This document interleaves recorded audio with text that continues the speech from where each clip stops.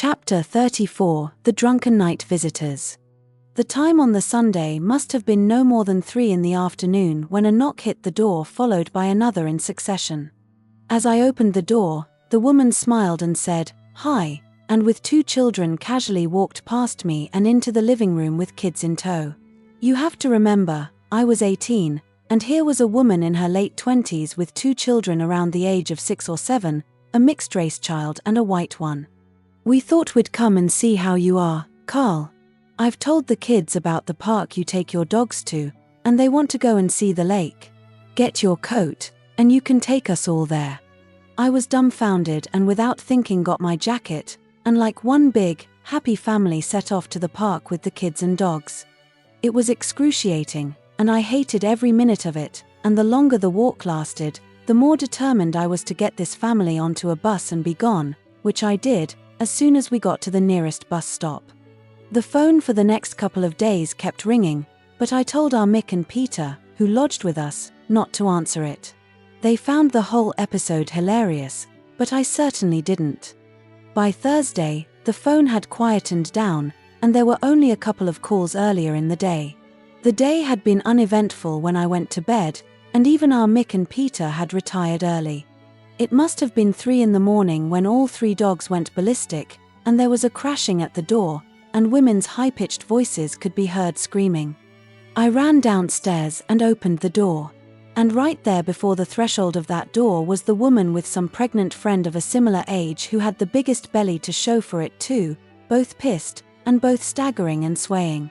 They didn't wait to be invited and fairly fell through the door. I felt like turfing both of them out, but thought better of it, as these 2 weren't going to give up without doing some damage to a window or 2, and I thought it better to let them fall asleep somewhere. I made it clear to the woman that I'd been with that there was no chance of her sleeping with me, that I didn't want anything to do with her and that she had better sleep on the sofa. She became tearful, but of the drunken, slobberish kind, but I was steel-hardened by this time, and I left the 2 women downstairs as I went back to bed. A couple of minutes passed, and I could hear someone struggling to get up the steps. A couple of sounds on the landing, and then the door of the bedroom slowly opened, and the pregnant one appeared. "Karl, won't you let her sleep up here, as she's upset, and I don't want her to be." I've had to add some clarity to what she actually uttered because, on account the woman was that drunk, it was mostly incomprehensible what left her mouth. "No, and you can get out of here as well." She didn't, but fell onto the bed, and she began pleading, but making gestures as well and trying to get herself into the bed. "Whoa, what you're doing? She's certainly not sleeping in here, and you're definitely not." The pregnant woman with the big belly tried a little, but she finally gave up, and she must have realized even in her drunkenness that she wasn't getting into the bed. "Who's in the other bedrooms?" she slobbered, and I knew our Mick and Peter were laughing their heads off in each of their rooms. "Go on, off you go." She slowly left, and the door closed, but I didn't hear her go down the steps, and I was feeling a little nervous when I suddenly recalled how drunk and how pregnant she was and the danger of those steps. I was just about to go out and see her downstairs when I heard her tapping at Peter's bedroom door. Petri, are you in there?" And the door could be heard opening. "Oh, you're in bed, Petri? Can I get in?"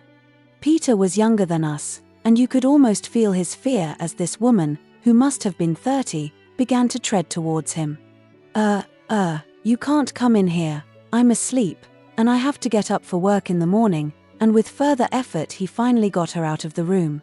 Another knocking was heard, and this time it was at our Mick's bedroom door across the landing. She began opening his door, but she stopped when she heard, "Fuck off."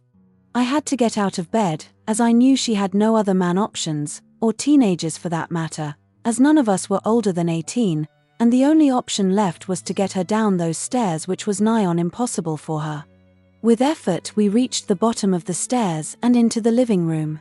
The other woman was completely out of it on the sofa, and the pregnant one wasn't too far behind her when she collapsed on the sofa. When we awoke in the morning, the 2 women had already left, and I never saw them again, until that day in the car park outside Super Snooker.